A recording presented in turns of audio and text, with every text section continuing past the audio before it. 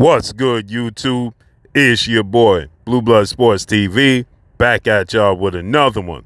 So, according to Olympic gold medalist, 6th Division world champion, iconic retired Hall of Fame superstar boxer, Mexican-American, Oscar the Golden Boy Dela Hoya, who is now the founder and CEO of Golden Boy Promotions, who promote former WBO junior middleweight world champion Mexican superstar boxer, who is now a middleweight and super middleweight title contender, Jaime Munguia, who is 42 wins, no losses, no draw, 33 big wins by way of knockout, 26 years of age, 6 feet tall with a 72-inch arm reach.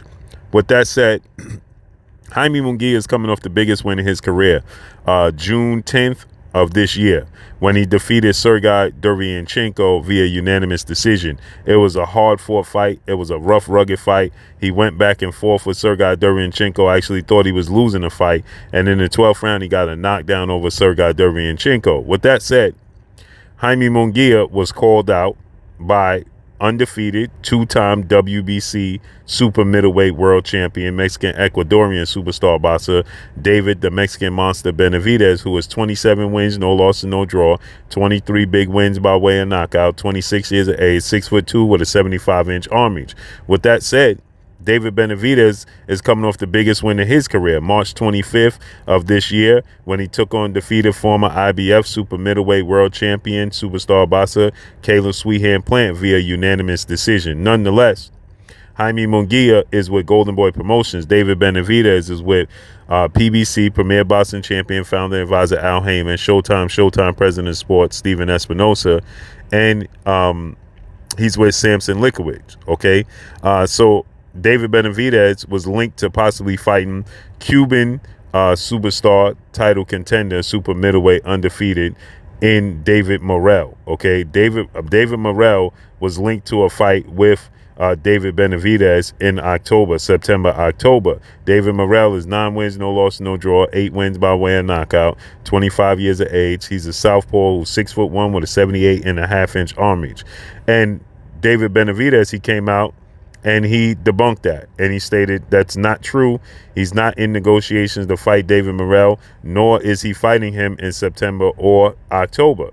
He stated that he is indeed focusing on attempting to get a fight with Saul Canelo Alvarez, who was a 4-division world champion, Mexican superstar boxer, and the undisputed super middleweight world champion, and the face of sport of boxing. But Canelo Alvarez is going in a different direction, as he signed a 3-fight deal with the PBC to fight Jamal Charlo, undefeated 2-division world champion, former unified junior middleweight, now the reigning WBC middleweight world champion, and now going to face Canelo Alvarez at super middleweight for his titles, right? And so with that said, it looks like they're going to fight September 16th. That's who David Benavidez had his sights set on, as he is the WBC mandatory challenger. But that's not going to happen. So David Benavidez, he's going to have to go in a different direction. And it looks like that direction, he stated he's not fighting David Morrell, but he's looking to fight Jaime Munguia. He called out Jaime Munguia. He said, I want to fight Jaime Munguia, right? Now, obviously, a major roadblock is the sides of the street and the sides of the street talk, right? And so now that has subsided with the fact that we had Gervonta Tank Davis and Ryan Garcia, and we getting the big fights that we're looking for this year. It looks like we could possibly get this fight. But Jaime Munguia, according to Oscar De La Hoya, has accepted the challenge and has said that he's interested in making the fight happen, right? And so with that said, you know, David Benavidez, he stated, if I can't get the fight with Jaime Munguia, then I'll fight David Morrell. But David Morrell, well-renowned Hall of Fame trainer Ronnie Shields, has stated that he didn't think that David Morrell was ready. And so they stated, you know, his team stated he wasn't ready. And so now they are focused on, you know, Jaime Munguia. And now Jaime Munguia, according to Oscar De La Hoya, is willing to accept the challenge of facing David Benavidez in in sometime in the fall. So we could see it September, October. That's where David Benavidez was linked to coming back anyway. This would be an entertaining fight. It would definitely be a major sell. Who is going to be the A side? Is David Benavidez going to be the A side? Is Jaime Munguia going to be the A side? Is PBC willing to allow one of their aces to go over to DAZN? Is Showtime willing to do business with DAZN? Is David Benavidez having a lucrative deal with Showtime and PBC, or is he free to move? As Samson Likowicz does most of the negotiations and most of the talking points for David Benavidez. So does he have an exclusive contract where he has to obligate fighting on Showtime and with the PBC? Or will Al Heyman as an advisor allow this fight to take place on DAZN? Or are we going to get a pay-per-view showdown that's not for a title and the both sides are going to come together? As we know, Oscar De La Hoya, he was completely unhappy with Ryan Garcia conceding to everything that Gervonta Tank Davis wanted and making that fight happen. He didn't even show up in the post-fight after Ryan Garcia got stopped in the 7th round. He didn't show up at all, right? And so he let it be known that he wasn't happy with the negotiations. So now he's going to risk another fighter in this situation. I'm hard-pressed to seeing this happen.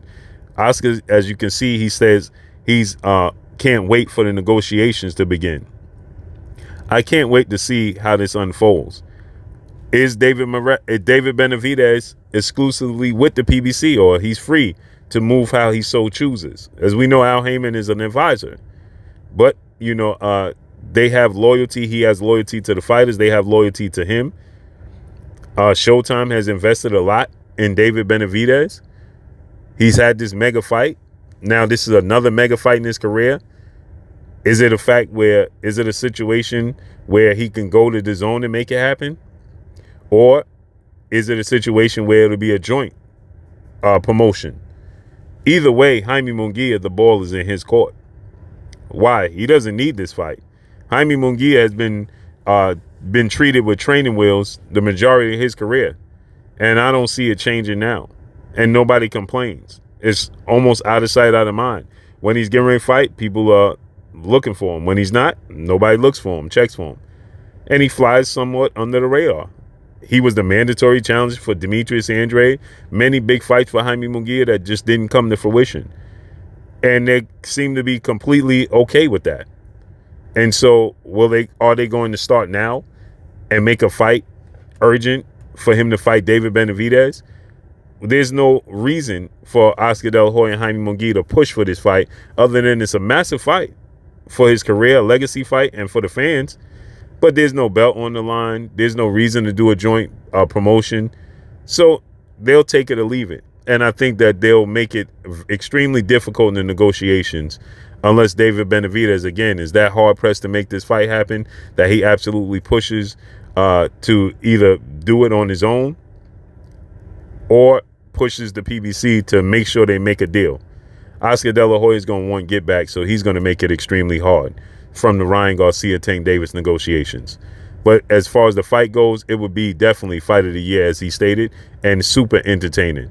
But that's all I got for y'all. Make sure you hit the like button. Drop a comment in the comment section. Let me know what y'all think. Y'all already know what it is. Follow me on Instagram at Blue Blood Sports TV. All one word. I'm gone.